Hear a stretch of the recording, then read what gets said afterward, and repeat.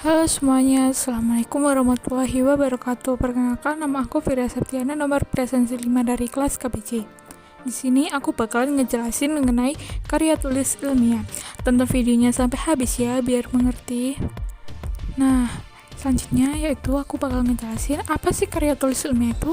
Karya tulis ilmiah itu laporan tertulis atau tulisan yang memaparkan hasil penelitian atau pengkajian mengenai suatu masalah yang telah dilakukan oleh seseorang atau sebuah tim dengan memenuhi etika dan kaidah keilmiahan yang ditaati dan dikukuhkan oleh masyarakat secara umum. Nah, untuk selanjutnya yaitu apa sih manfaat dari karya tulis ilmiah? Yang pertama yaitu melatih menggabungkan beberapa hasil bacaan dari berbagai sumber bacaan. Yang kedua yaitu berlatih mengintegrasikan hasil bacaan dengan gagasan sendiri. Yang ketiga yaitu mengembangkan pemikiran menjadi lebih matang.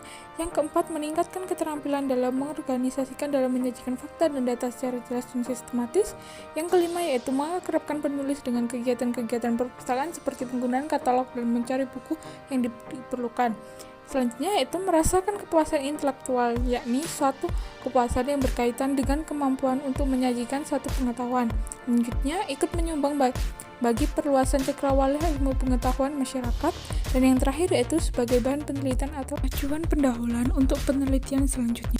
Kemudian ciri-ciri dari karya ilmiah yang pertama yaitu bahasa yang digunakan harus bahasa baku, tercermin dari pilihan kata dan kalimat-kalimat efektif dengan struktur yang baku. Yang kedua yaitu sikap penulis dalam karya ilmiah harus objektif, disampaikan dengan menggunakan gaya bahasa impersonal dengan banyak menggunakan bentuk pasif dan tanpa menggunakan kata ganti orang pertama atau kedua. Yang ketiga yaitu struktur karya ilmiah yang sangat ketat, dan yang terakhir yaitu komponen karya ilmiah bermacam-macam sesuai dengan jenisnya, namun pada intinya karya ilmiah mengandung pendahuluan, bagian inti, penutup, dan daftar pustaka. Berikutnya yaitu fungsi dari karya tulis ilmiah. Yang pertama yaitu pendidikan. Dasar penulisan mengajak penulis untuk berpikir kritis, menuliskan pemikiran atau hasil percobaan ilmiah, kemudian mempertanggungjawabkan hasilnya. Yang kedua yaitu penelitian, dimanfaatkan untuk mengembangkan penelitian seseorang dengan menghadirkan pengetahuan-pengetahuan baru. Setelah memperoleh data-data yang akurat, diolah, disimpulkan, kemudian diterapkan dalam kehidupan. Dan yang terakhir yaitu fungsional.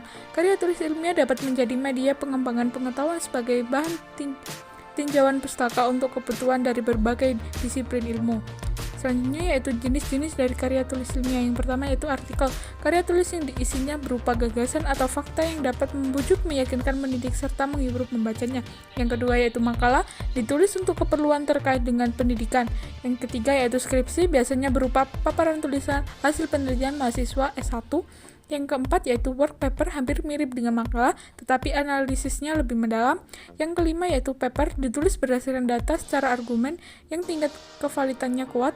Yang keenam yaitu tesis, yaitu menganalisis topik dengan lebih kompleks sehingga esensi ilmiah lebih kuat dan lebih kompleks. Dan yang terakhir yaitu disertasi, digunakan sebagai syarat kelulusan untuk meraih gelar doktor bagi mahasiswa program studi S3.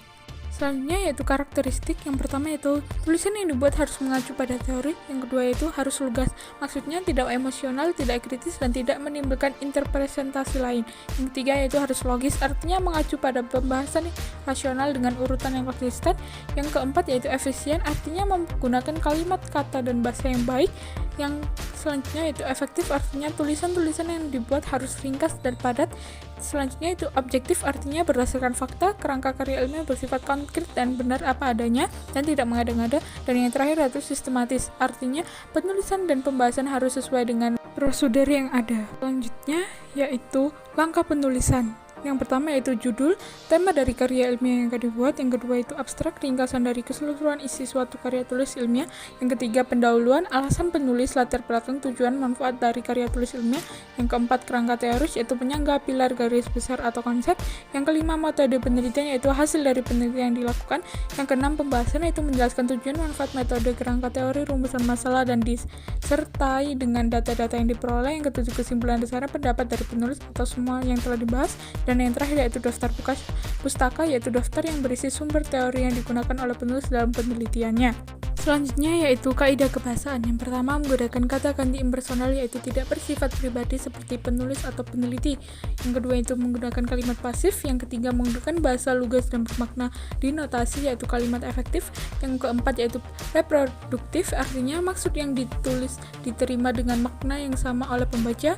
Selanjutnya itu tidak emotif, artinya tidak melibatkan perasaan penulis. Selanjutnya yaitu istilah keilmuan, artinya menggunakan istilah disesuaikan dengan persoalan yang dibahas. Selanjutnya yaitu rasional, artinya penulis harus menonjolkan keruntuhan pikiran yang logis, alur pemikiran yang lancar, dan kecermatan. Dan yang terakhir yaitu langsung ke sasaran dan tidak berbelit-belit. Selanjutnya yaitu struktur. Yang pertama pendahuluan, biasanya berisikan latar belakang masalah yang menceritakan kenapa penelitian itu diambil sebagai judul utama dalam karya tulis ilmiah. Yang kedua yaitu isi atau pembahasan, berisikan pembahasan dalam penelitian karya tulis ilmiah, memaparkan penelitian dilakukan dengan mengambil studi kasus pada bagian pendahuluan. Dan yang terakhir yaitu penutup, biasanya berisi kesimpulan akhir dari penelitian karya tulis ilmiah yang telah dilakukan dan daftar rujukan yang diambil sebagai acuan penelitian.